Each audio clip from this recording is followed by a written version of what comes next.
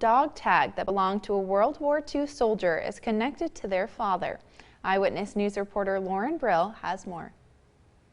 Two sisters from Nebraska tell the story of how a lost dog tag has connected the stories of two men from central New York who both served during World War II. My son was in the Marine Corps and learned how to survey, and he was out surveying land next to where the Kearney Army Air Base was in World War II. And he saw something in the dirt, and so he showed us what it was.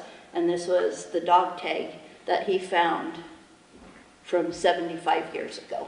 The dog tag belonged to Ralph Regard of Oriskany Falls, who was a ball turret gunner in World War II. Val, Gwynn, and Lisa Atchison contacted Judy Engel from the Limestone Ridge Historical Society in Oriskany Falls, which revealed a surprising connection. But then when Judy wrote back to us and said that he had been in a battle over Germany on January 11th, 1944, we about had heart attacks, because that's the same day we thought the same battle that our father was in.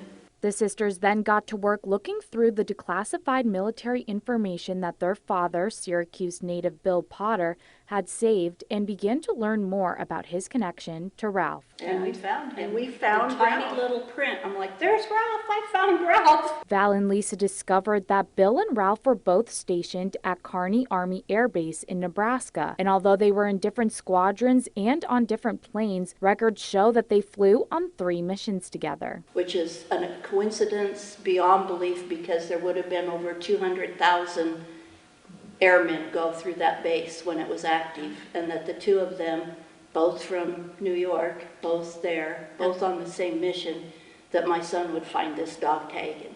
Regardless of whether Ralph and their father shared any interactions other than in passing, Val and Lisa tell us that they feel a strong connection with Ralph. The sisters explained that after World War II, many men did not talk about their war experiences. Through their research, they are able to tell the part of Ralph's story that he was not able to tell. So we really think it was God ordained, and then to tie it into Ralph and to get his story and what he went through, and learned a lot more about Ralph than, we feel like we know Ralph. Reporting in Oriskany Falls, Lauren Brill, Eyewitness News. Just ahead.